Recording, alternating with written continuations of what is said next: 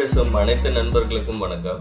Web programming டியூட்டோரியல்ல HTML லாங்குவேஜ்ல அடுத்ததா நம்ம பார்க்க போற டாபிக் வந்து இந்த லிஸ்ட். லிஸ்ட்னா வந்து என்னது அப்படின்னு கேட்டீங்கன்னா, வெப் பேஜ்ல நம்ம கொடுக்குற டேட்டா ஐட்டம்ஸ் எல்லாம் ஆர்டரா வியூ பண்றதுக்கு தான் இந்த லிஸ்ட் டாபிக்கை யூஸ் பண்றாங்க HTML-ல. ஒவ்வொரு டேட்டா ஐட்டமையும் நம்ம li அப்படின்ற டேக் போட்டு தான் என்க்ளோஸ் பண்ணணும். இந்த லிஸ்டோட டைப்ஸை நம்ம பார்த்தோம் அப்படின்னா மொத்தம் 3 டைப் இருக்கு.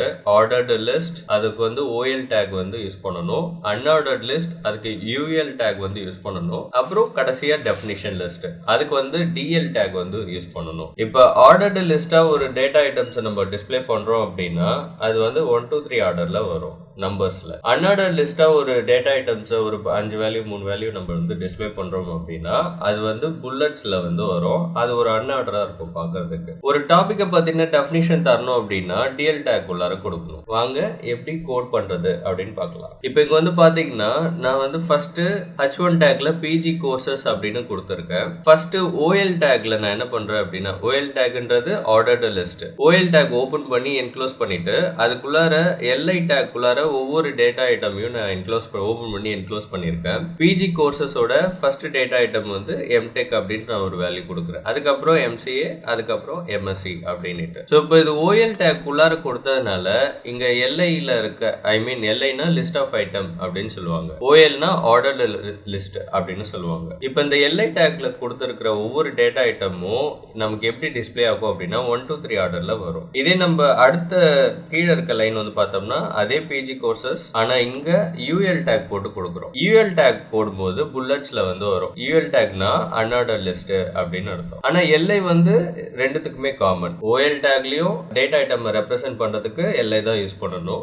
UL டேக்லயும் டேட்டா ஐட்டம் ரெப்ரசென்ட் பண்றதுக்கு LI டேக் தான் வந்து யூஸ் பண்ணணும். ரெண்டுத்துக்கும் உள்ள டிஃபரெண்ட் என்னன்னு கேட்டீங்கன்னா, OL டேக் உள்ளார கொடுக்கும்போது நமக்கு 1 2 3 ஆர்டர்ல வரும். UL டேக்ல கொடுக்கும்போது அன்ஆர்டரா வரும், புல்லட்ஸ்ல வந்து வரும். இப்போ மூணாவதா வந்து பாத்தீங்கன்னா DL டேக், டெஃபினிஷன் லிஸ்ட். அதுல ஃபர்ஸ்ட் DT அப்படின்ற டேக் உள்ளார நம்ம என்ன ஹெட்டிங் தரப்போறோமோ அந்த ஹெட்டிங் டேர்ம் வந்து கொடுத்துடணும். DTனா டிஃபைன் டேர்ம் அப்படின்னு சொல்லுவாங்க. அதுக்கான டெஃபினிஷனை DD அப்படின்ற டேக் உள்ள கொடுக்கணும். DDனா டிஃபைன் டேட்டா அப்படின்னு சொல்லுவாங்க. ஸோ ஃபர்ஸ்ட் HTML அப்படின்னு சொல்லிட்டு ஒரு டேர்ம் கொடுக்குறோம். அதுக்கான டிஸ்கிரிப்ஷன் கீழே டெஃபினிஷனா தரோம். அதுக்கப்புறம் DT இன்னொரு ஹெட்டிங்கு, அப்புறம் அதுக்கான டெஃபினிஷன். இப்போ இந்த பேஜுக்கான அவுட்புட்டை நம்ம பார்க்கலாம். ஃபர்ஸ்ட் H1 டேக்ல கொடுத்தது நமக்கு வந்து ஹெட்டிங்கா வந்து வந்திருக்கு. அடுத்தது OL டேக்குள்ள கொடுத்த ஒவ்வொரு லிஸ்ட் ஆஃப் ஐட்டமும் நமக்கு வந்து 1 2 3 ஆர்டர்ல டிஸ்ப்ளே ஆகியிருக்கு.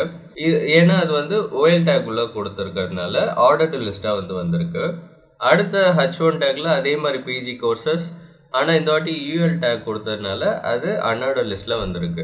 டெஃபினிஷன் லிஸ்ட் அப்படின்றது வந்து பாத்தீங்கன்னா நான் சொன்ன மாதிரி DTல ஹெட்டிங், DD அப்படின்ற டேக் உள்ளார அந்த ஹெட்டிங்கான டிஸ்கிரிப்ஷன், அதே மாதிரி அடுத்த டேர்ம் அதுக்கான டிஸ்கிரிப்ஷன். இப்படிதான் நம்ம வந்து வெப் பேஜஸ்ல லிஸ்ட்டை வந்து யூஸ் பண்ணணும். இதுதான் நம்ம இன்னைக்கு செஞ்சு பார்க்க போற அவுட்புட்.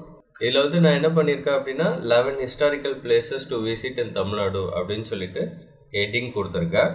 அதில் ஃபஸ்ட்டு ஆர்டர்டு லிஸ்ட்டில் அந்த 11 பிளேசஸை நான் வந்து கொடுத்துருக்கேன். அதே காப்பி பண்ணி மறுபடியும் அன்ஆர்டர்ட் லிஸ்ட்டில் நான் வந்து கொடுத்துருக்கேன். இதை வந்து ப்ராக்டிக்கல் பண்ணி பாருங்கள். இந்த வீடியோ உங்களுக்கு பிடிச்சிருந்ததுன்னா லைக் பண்ணுங்கள். வெப் ப்ரோக்ராமிங் உங்களுக்கு கற்றுக்கணும்னு இன்ட்ரெஸ்ட் இருந்துச்சுன்னா டெய்லி நான் போடக்கூடிய வீடியோஸை வாட்ச் பண்ணுங்கள். அடுத்த வீடியோவில் நம்ம பார்க்கலாம்.